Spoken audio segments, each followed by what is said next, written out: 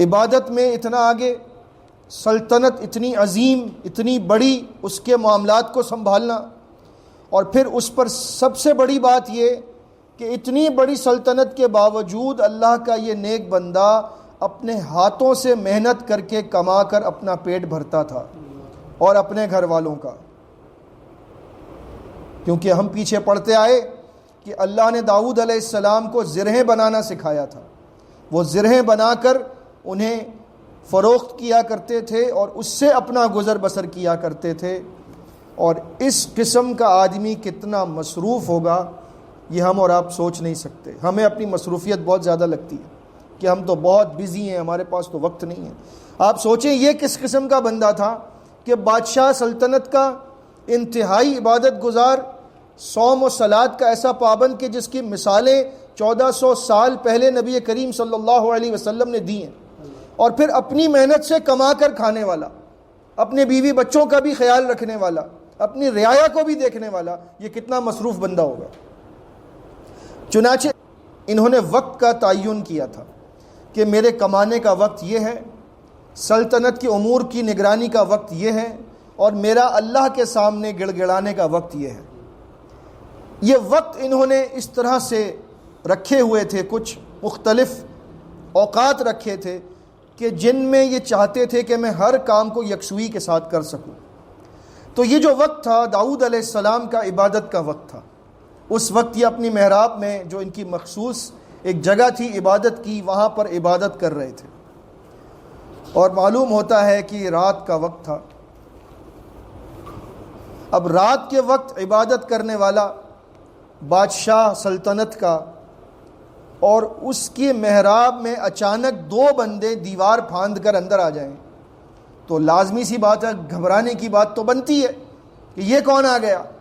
خصوصاً بنی اسرائیل جن کا معاملہ تو بڑا ہی خراب گزرا ہے کہ وہ تو انبیاء کے قاتل تھے، تو داؤد علیہ السلام کو بجا یہ بات محسوس ہوئی کہ یہ کوئی خوف کی بات ہے، لیکن انہوں نے آنے کے بعد یہ کہا کہ آپ ڈرے نہیں، ہمارا ایک مقدمہ ہے وہ سن لیجئے۔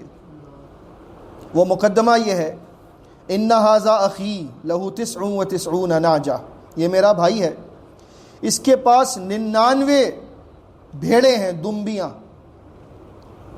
ولی نعجۃ واحدہ، اور میری تو ایک ہی دمبی ہے۔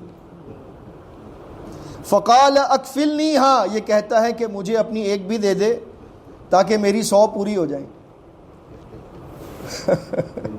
وعزنی فی الخطاب، اور یہ بات کرنے میں مجھ پر غالب آ جاتا ہے، یعنی تو ایک سے کیا کرے گا، ایک ہے یا کچھ بھی نہیں تیرے لیے برابر ہے، میری 100 ہو جائیں گی۔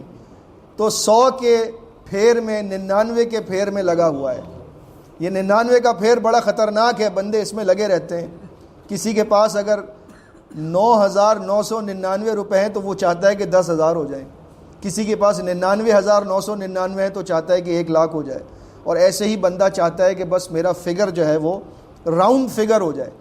تو یہ بھی راؤنڈ فگر کرنے کے حساب سے ظلم کر رہا تھا اپنے بھائی پر کہ مجھے ایک دے دے میری 100 ہو جائیں۔ اب یہ مظلوم بندہ، اس کے پاس جانے کو کوئی جگہ نہیں تھی، لیکن ایک جگہ تھی، داؤد علیہ السلام کے جیسا عادل بادشاہ۔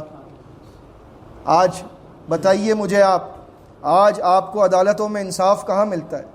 یہاں تو وقت لینے کے بعد بھی کبھی وکیل فرار، کبھی جج فرار، جو پیشکار کہلاتے ہیں عدالت کی اصطلاح میں، کبھی وہ غائب، تاریخ پر تاریخ، تاریخ پر تاریخ، لوگ پریشان، اور کوئی مقدمہ ایسا نہیں جس کا فیصلہ انسان کے لیے جلدی ہو سکے۔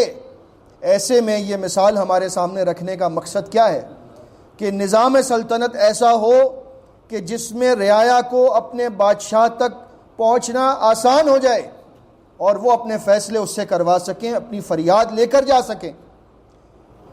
اور داؤد علیہ السلام نے یہ مقدمہ سنا، یہ نہیں کہا کہ تم نے وقت نہیں دیکھا، کس وقت آئے ہو میرے پاس، میں تمہیں سزا دوں گا، یہ وقت ہے آنے کا، جب میرا وقت ہو سلطنت کے امور کے حوالے سے اس وقت آیا کرو۔ انہوں نے کوئی بات نہیں کی، فوراً فیصلہ سنایا، یقیناً اس نے تیری دمبی کا سوال کر کے تجھ پر ظلم کیا ہے۔ اور اکثر لوگ ایسے ہی ہوتے ہیں جو آپس میں شرکا ہیں، پارٹنرز ہیں، معاملات میں شریک ہیں کہ ان میں سے بعض پر زیادتی کرتا ہے، مگر وہ لوگ زیادتی نہیں کرتے الا الذین آمنوا وعملوا الصالحات، جو ایمان لا کر نیک اعمال کرتے ہیں وہ اپنے شریک پر کبھی زیادتی نہیں کرتے، کیونکہ انہیں اللہ کا ڈر ہوتا ہے۔ وقلیل ما ہم، لیکن یہ بہت کم ہوتے ہیں۔ وظن داود انما فتناہ، اور داود اس بات پر یقین کر چکا تھا کہ ہم نے اسے آزمایا ہے اس طرح سے ان دو بندوں کو بھیج کر۔ کیوں آزمایا؟ کہ داود عبادت کا وقت اپنی جگہ، لیکن تمہاری سب سے پہلی ذمہ داری یہ ہے کہ رعایا کا خیال کرو۔ ان کا مقدمہ کیوں نہیں سنا گیا؟ انہیں کیوں تمہارے پاس آنا پڑا؟ تم کیوں گئے نہیں ان کے پاس ان کا مسئلہ حل کرنے؟ تمہارا کام ہے ان کے پاس جاؤ، ان سے پوچھو جا کر کے میری رعایا میں کسی پر ظلم تو نہیں ہوتا، کسی کے ساتھ زیادتی تو نہیں ہوئی، اگر کسی کا معاملہ ہے تو میرے پاس لے کر آؤ۔ انہیں کیوں آنا پڑا؟ داؤد علیہ السلام اس بات سے بہت ڈر گئے کہ اللہ مجھ سے ناراض نہ ہو جائے۔ فاستغفر ربہ، لہٰذا فوراً اس مقدمے کا فیصلہ کرنے کے بعد رب کی بارگاہ میں استغفار کی ندا کی، اے اللہ مجھے معاف فرما دے۔ وخر راکعا واناب، اور جھکتے ہوئے سجدے میں گر پڑے، اللہ رب العزت کے سامنے رو رو کر فریاد کی کہ آئندہ میں ایسا نہیں کروں گا، مجھے معاف فرما دے۔ یہ سجدے کی آیت ہے، سورہ صاد کی آیت نمبر 24۔ فغفرنا لہ ذالک، تو ہم نے بخش دی داود کی یہ غلطی۔ اللہ کی نظر میں یہ غلطی ہے، داؤد علیہ السلام کی نظر میں یہ غلطی ہے، اور ہمارے حکمرانوں کی نظر میں کچھ نہ کر کے بھی سمجھتے ہیں کہ ہم نے بہت کچھ کیا ہے، اتنا تو کیا، یہ تو کوئی بھی نہیں کرتا جتنا ہم نے کیا ہے۔ تو لہٰذا جس کو حکومت حاصل کرنے کا شوق ہے وہ اس بات کو اچھی طرح سمجھ لے، کلکم راعن و کلکم مسئول عن رعیتہ، صحیح بخاری کی حدیث ہے، تم میں سے ہر ایک نگراں ہے اور ہر ایک سے اس کی رعیت کے بارے میں سوال ہونے والا ہے۔ اللہ نے حاکم کے لیے جو لفظ استعمال کیا وہ راعی ہے، راعی کہتے ہیں چرواہے کو، اور رعیت کہتے ہیں ریوڑ کو، یعنی ہر چرواہے سے جب وہ شام کو واپس آتا ہے مالکوں کی بکریاں چرانے کے بعد، تو مالک اس سے ایک ایک بکری کے متعلق پوچھتے ہیں، اگر کوئی بکری کم ہے تو اس کا حساب دو، کسی کو چوٹ لگی ہے اس کا حساب دو، کوئی کمزور نظر آ رہی ہے اس کا حساب دو۔ اسی طرح سے قیامت کے دن اللہ تعالیٰ ہر حاکم سے اس کی رعیت میں سے ایک ایک بندے کا سوال کرے گا کہ اس کے ساتھ یہ کیوں ہوا اور یہ کیوں نہیں ہوا۔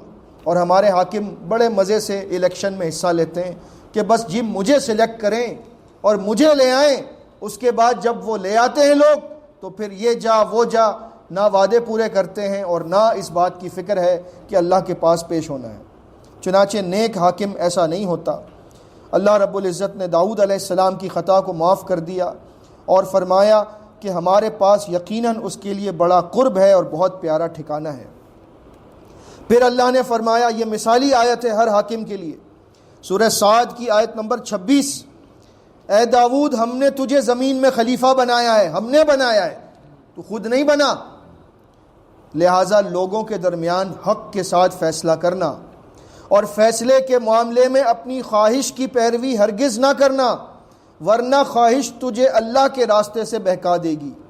بے شک وہ لوگ جو اللہ کے راستے سے گمراہ ہوئے ان کے لیے سخت عذاب ہے، کیونکہ وہ حساب کے دن کو بھول گئے۔ یعنی کرپشن کے جو محرکات ہیں ان سب کو اللہ نے اس آیت میں ختم کر دیا کہ کوئی بھی حاکم، کوئی بھی لیڈر، کوئی بھی جج، کوئی بھی اتھارٹی میں بندہ اگر وہ چاہتا ہے کہ اللہ کے پاس اس کی گرفت نہ ہو تو وہ صرف اتنا کرے کہ اپنی رعایا میں، اپنے لوگوں میں انصاف کے ساتھ فیصلہ کرے اور اپنی خواہش کی پیروی نہ کرے، کیونکہ خواہش کی پیروی سے کرپشن بندے کے اندر آتا ہے۔ خواہش کی پیروی کی وجہ سے بندہ نا انصافی کرتا ہے، لوٹ کھسوٹ کرتا ہے، رشوت کھاتا ہے، رشوت دیتا ہے، اور نہ جانے کتنے ظلم اور زیادتی کرتا ہے، صرف اس وجہ سے کہ اس کی خواہش پوری ہو جائے۔ لہٰذا اللہ رب العزت سے ایسے حاکم کے لیے ہم دعا کریں کہ یا اللہ ہمیں ایسا نیک حاکم عطا فرما جو اپنی رعایا کا خیال کرے۔ وَلَا تُسَلِّطْ عَلَيْنَا مَن لَا يَرْحَمُنَا، ہم پر ایسے حاکم مسلط نہ کر جو ہم پر رحم نہ کرتے ہوں، جو ہم پر ظلم کرتے